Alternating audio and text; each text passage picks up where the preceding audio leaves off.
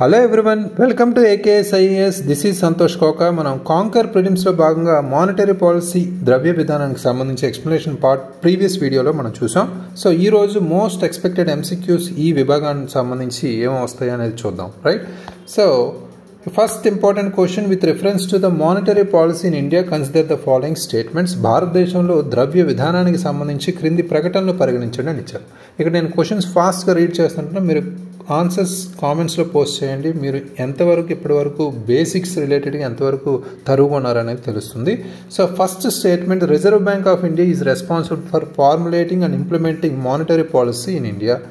The primary objective of monetary policy is to maintain the fiscal deficit within prescribed limits, right? So two statements అయితే ఇచ్చారు. ఇక్కడ monetary policy రిలేటెడ్గా మనం previous క్లాస్లో చెప్పుకున్నది. So ద్రవ్య విధానానికి సంబంధించి మాట్లాడుకుంటే ఆర్బీఐ అనేది రెస్పాన్సిబుల్, అంటే భారతదేశంలో ద్రవ్య విధానాన్ని రూపొందించడానికి మరియు అమలు చేయడానికి ఆర్బీఐ అనేది బాధ్యత వహిస్తుంది అని చెప్పుకున్నాం. ఇక్కడ ముఖ్యంగా ఇండియాలో లిక్విడిటీని ఉంచడానికి, అదేవిధంగా ఇన్ఫ్లేషన్ని కంట్రోల్ చేయడానికి కావచ్చు, ఎకనామిక్ గ్రోత్ని ప్రమోట్ చేయడానికి కావచ్చు, ఇది ముందుకు తీసుకెళ్తుంది, right? So next important question మనకి స్టేట్మెంట్ ఏంటి? ద్రవ్య విధానం యొక్క ప్రాథమిక లక్ష్యం ద్రవ్య లోటును నిర్ణీత పరిమితుల్లో ఉంచడం అని ఇచ్చారు, రైట్? మానిటరీ పాలసీ అనేది మెయిన్లీ ప్రైస్ స్టెబిలిటీ కావచ్చు ముఖ్యంగా, right?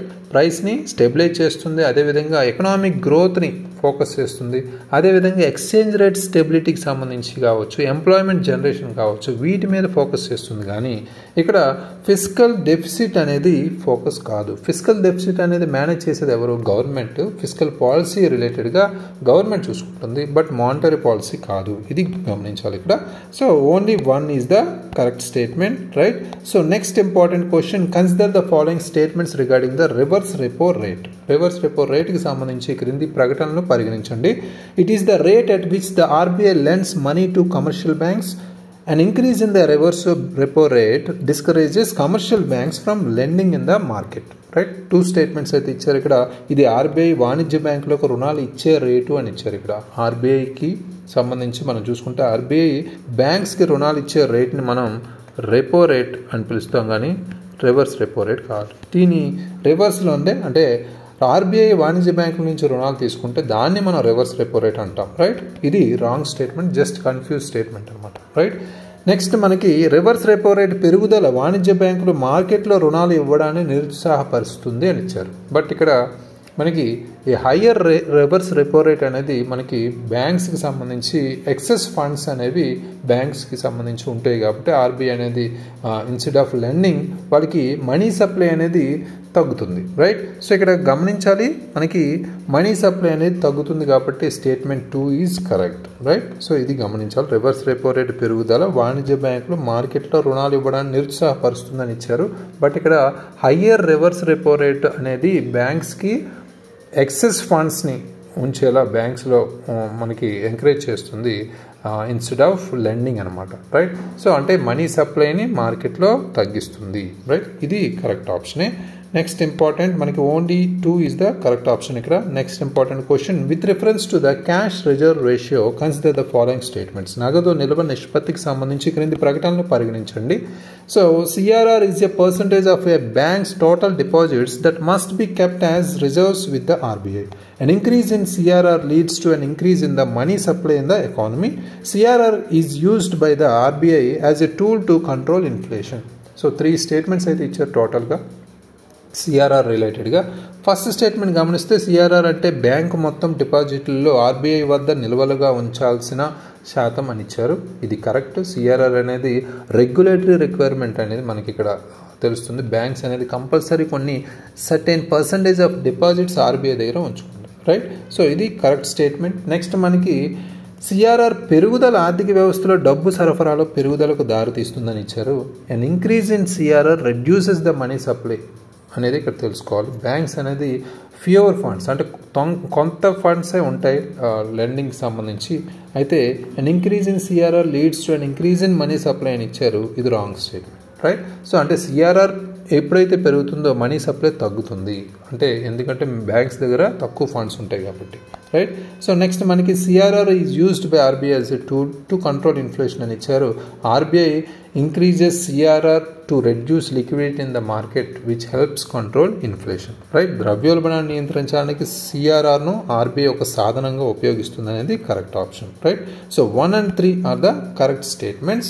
So next important question, consider the following statements regarding statutory liquidity ratio. Statutory liquidity రేషియోకి అంటే చట్టబద్ధ ద్రవ్యత నిష్పత్తికి సంబంధించి ఈ క్రింది ప్రకటనలు పరిగణించండి అని ఇచ్చారు. SLR requires banks to maintain a portion of their net demand and time liabilities in the form of liquid assets. అదేవిధంగా an increase in SLR leads to a reduction in money supply in the economy. SLR is maintained by banks in the form of cash only అని ఇచ్చారు. Right? So 3 statements అయితే ఇచ్చారు. ఇక్కడ SLRకు బ్యాంకులు తమ నికర demand మరియు సమయ బాధ్యతల్లో కొంత భాగాన్ని లిక్విడ్ ఆస్తుల రూపంలో నిర్వహించాల్సిన అవసరం ఉంది అని ఇచ్చారు. ఇది ఫస్ట్ స్టేట్మెంట్ అనేది కరెక్ట్. ఎందుకంటే SLR mandates banks to hold a specific percentage of their NDLT అంటే net demand and time liabilities. అంటే ఇవి లిక్విడ్ అసెట్స్లో ఉంటాయి, అంటే క్యాష్, గోల్డ్, గవర్నమెంట్ సెక్యూరిటీస్లో భాగంగా. రైట్? సో నెక్స్ట్ మనకి స్టేట్మెంట్ SLR పెరుగుదల ఆర్థిక వ్యవస్థలో డబ్బు సరఫరా తగ్గడానికి దారితీస్తుందని ఇచ్చారు. కంపల్సరీ అంటే ఇది కరెక్ట్ స్టేట్మెంట్. ఎందుకంటే higher SLR means banks have fewer funds available for lending, reducing money supply. Right? SLR ఎప్పుడైతే పెరుగుతుందో డబ్బు సరఫరా తగ్గడానికి దారితీస్తుంది అనేది కూడా మనకి ఇక్కడ కరెక్ట్. మనీ సప్లై అనేది తగ్గిస్తుంది. నెక్స్ట్ మనకి SLR is maintained by banks in the form of cash only అని ఇచ్చారు. అంటే SLRను బ్యాంకులు నగదు రూపంలో మాత్రమే నిర్వహిస్తాయి. ఇలాంటి స్టేట్మెంట్స్ రూపంలో ఇచ్చినప్పుడు మనం ఓన్లీ కానీ, సోల్లీ కానీ, అలోన్ కానీ ఇలాంటి స్టేట్మెంట్స్ని మనం ఫోకస్ చేస్తే ఈజీగా ఎలిమినేట్ చేసే అవకాశం ఉంది. రైట్? ఇది రాంగ్ స్టేట్మెంట్. ఇక్కడ SLR can be maintain in the form of cash, gold, అదేవిధంగా అప్రూవ్డ్ గవర్నమెంట్ సెక్యూరిటీస్. రైట్? ఇవి గమనించాలి. నాట్ జస్ట్ క్యాష్ ఒకటే కాదు, నగదు రూపంలోనే మాత్రమే కాదు. Right? So 1 and 2 is the correct option. Next important question, with reference to open market operations consider the following statements. Open market operations సంబంధించి ఈ క్రింది ప్రకటనలు పరిగణించండి అని ఇచ్చారు. It reference to the purchase and sale of government security by the RBI in the open market. When RBI buys government securities, it increases liquidity in the economy. It is a qualitative instrument of monetary policy. Selling government securities reduces the money supply in the economy. Right? 4 statements అయితే ఇచ్చారు ఇక్కడ. So lengthy statements, open market operations related. Right? So అంటే ఇక్కడ బహిరంగ మార్కెట్లో RBI ద్వారా ప్రభుత్వ సెక్యూరిటీల కొనుగోలు మరియు అమ్మకాలను సూచించేదే మనకు ఓపెన్ మార్కెట్ ఆపరేషన్స్గా చెప్పారు. ఇది కరెక్ట్. అంటే OMO ఓపెన్ మార్కెట్ ఆపరేషన్స్ అనేవి గవర్నమెంట్ సెక్యూరిటీస్ అనేది అమ్మడం, కొనడం జరుగుతుంది ఓపెన్ మార్కెట్లో. ఎందుకు? లిక్విడిటీని కంట్రోల్ చేయడానికి. రైట్? సో ఇది కరెక్ట్ ఆప్షన్. నెక్స్ట్, RBI ప్రభుత్వ సెక్యూరిటీలను కొనుగోలు చేసినప్పుడు ఇది ఆర్థిక వ్యవస్థలో లిక్విడిటీని పెంచుతుంది అని ఇచ్చారు. ఎందుకంటే ఇది కూడా కరెక్టే. ఎందుకంటే RBI సెక్యూరిటీస్ని ఎప్పుడైతే అమ్ముతుందో కంపల్సరీ మనీ కొంత బ్యాంకింగ్ సిస్టంలో ఇంజెక్ట్ అవుతుంది. అప్పుడు ఏమవుతుంది? లిక్విడిటీ పెరుగుతుంది. రైట్? సో నెక్స్ట్ మనకి it is a qualitative instrument of monetary policy ఇచ్చారు. ద్రవ్య విధానం యొక్క గుణాత్మక సాధనం అని ఇచ్చారు. బట్ OMO అనేది క్వాంటిటేటివ్. రైట్? క్వాంటిటేటివ్ అనే ఇన్స్ట్రుమెంట్గా మనం ఉపయోగిస్తున్నాం, but not qualitative in one. Wrong statement. Next మనకి ప్రభుత్వ సెక్యూరిటీలను విక్రయించడం ఆర్థిక వ్యవస్థలో డబ్బు సరఫరాను తగ్గిస్తుంది అని ఇచ్చారు. అంటే selling securities withdraws money from the market. అప్పుడు ఏమవుతుంది? కంపల్సరీ లిక్విడిటీ అనేది తగ్గుతుంది. రైట్? ఇది కూడా మనకి కరెక్ట్ స్టేట్మెంటే. ఓవరాల్ మనకి థర్డ్ స్టేట్మెంట్ రాంగ్ స్టేట్మెంట్ కాబట్టి 1, 3, 4 are the correct options. Next important question మనకి ఇక్కడ, with reference to operation twist in India consider the following statements. భారతదేశంలో ఆపరేషన్ ట్విస్ట్కి సంబంధించి క్రింది ప్రకటనలు పరిగణించండి అని ఇచ్చారు. It involves the simultaneous purchase and sale of a government securities of different maturities. అదేవిధంగా main objective is to increase the short term interest rates in the market. 2 statements అయితే ఇచ్చారు రిగార్డింగ్ ఆపరేషన్ ట్విస్ట్. అంటే మనం quantitative, qualitative కాకుండా మనకి operation twist అనేది కూడా ఒక important topic related to monetary policy. ఇందులో వివిధ మెచ్యూరిటీల ప్రభుత్వ సెక్యూరిటీల కొనుగోలు మరియు అమ్మకం ఏకకాలంలో ఉంటాయని ఇచ్చారు. ఇది కరెక్ట్ ఆప్షన్. ఎందుకంటే ఈ ఆపరేషన్ ట్విస్ట్ అనేది simultaneous buying and selling of governments bonds to control long term interest rates అనేది మనం చెప్పుకున్నాం. రైట్? అంటే ఒకేసారి అమ్మడం, కొనడం అంటే గవర్నమెంట్ బాండ్స్కి సంబంధించి జరుగుతుంది, రైట్. సో నెక్స్ట్ మనకి మార్కెట్లో స్వల్పకాలిక వడ్డీ రేట్లను పెంచడమే ప్రధాన లక్ష్యం అన్నారు. ఆపరేషన్ మనకి ఈ ట్విస్ట్ ఏదైతే ఉందో దానికి సంబంధించి, రైట్. సో అంటే main objective is to increase the short term interest rates in the market అని ఇచ్చారు. బట్ ఇది రాంగ్ స్టేట్మెంట్. మనకి it's purpose is to reduce long term interest rates but not increase short term rates, right. Short term rates అనేది తగ్గించడం కాదు, right. So ఇక్కడ మార్కెట్లో స్వల్పకాలిక వడ్డీ రేట్లను పెంచడమే ప్రధాన లక్ష్యం ఇచ్చారు. బట్ లాంగ్ టర్మ్ ఇంట్రెస్ట్ రేట్స్ని తగ్గించడం ప్రధాన లక్ష్యంగా ఆపరేషన్ ట్విస్ట్ అనేది పనిచేస్తుంది. ఇది యుఎస్కి సంబంధించిన యుఎస్ ఫెడరల్ రిజర్వ్ యొక్క ఒక ఇన్స్ట్రుమెంట్ పర్పస్లో తీసుకోవచ్చు. బట్ ఇండియా అనేది 2019లో దీన్ని ఉపయోగించింది, ఆర్బీఐ అనేది, right. So only one is the correct statement. Next important question, consider the following statements regarding currency swap agreements. Currency మార్పిడి ఒప్పందాలకు సంబంధించి క్రింది ప్రకటనలను పరిగణించండి. It allows two countries to exchange currencies at predetermined terms to maintain foreign exchange stability. విదేశీ మార్గద్రవ్య స్థిరత్వాన్ని కొనసాగించడానికి ముందుగా నిర్ణయించిన నిబంధనల ప్రకారం రెండు దేశాల కరెన్సీలను మార్పిడి చేసుకోవడానికి ఇది వీలు కల్పిస్తుంది. Next, India has signed such agreements with countries like Japan and UAE అని ఇచ్చారు. జపాన్, యుఏఈ వంటి దేశాలతో భారతదేశం ఇటువంటి ఒప్పందాలపై సంతకం చేసింది. These agreements help in stabilising the balance of payments position of A country. ఈ ఒప్పందాలు ఒక దేశం యొక్క బ్యాలెన్స్ ఆఫ్ పేమెంట్స్ స్థితిని స్థిరీకరించడంతో సహాయపడతాయి అని ఇచ్చారు, రైట్. 3 స్టేట్మెంట్స్ అయితే ఇచ్చారు. ఫస్ట్ స్టేట్మెంట్ మనం గమనిస్తే మనకి కరెన్సీ స్వాప్ అగ్రిమెంట్స్ అనేది మనకి రెండు దేశాల మధ్య ముఖ్యంగా ముందుగా నిర్ణయించిన నిబంధనల ప్రకారం ఈ కరెన్సీ మార్పిడి చేసుకోవడానికి వీలు కల్పిస్తుంది. ఈ కరెన్సీ స్వాప్ అగ్రిమెంట్స్ అనేది ఫారెక్స్ వాలటాలిటీ అంటే ఫారెక్స్ రిజర్వ్ సంబంధించి అస్థిరతని మనం నిరోధించే అవకాశం అయితే ఉంది. అదేవిధంగా కంట్రీకి సంబంధించిన ఎక్స్టర్నల్ ఫైనాన్షియల్ పొజిషన్ అంటే బాహ్య ఆర్థిక స్థితిని మనం కంట్రోల్ చేయొచ్చు, రైట్. సో ఇది కూడా మనకి కరెక్ట్ ఆప్షనే. అదేవిధంగా మనకి ఇండియా అనేది కొన్ని మల్టిపుల్ కంట్రీస్తో ఈ కరెన్సీ స్వాప్ అగ్రిమెంట్స్ని చేసుకుని అందులో జపాన్ అండ్ యుఏఈ కూడా ఉన్నాయి, రైట్. సో ఇవి మనకి బ్యాలెన్స్ ఆఫ్ పేమెంట్స్ పొజిషన్ ఏదైతే ఉందో దాన్ని స్టెబిలైజ్ చేయడానికి కూడా ఈ అగ్రిమెంట్స్ సహాయపడతాయి, రైట్. మొత్తం 3 స్టేట్మెంట్స్ మనకి కరెక్ట్ ఆప్షన్స్, రైట్.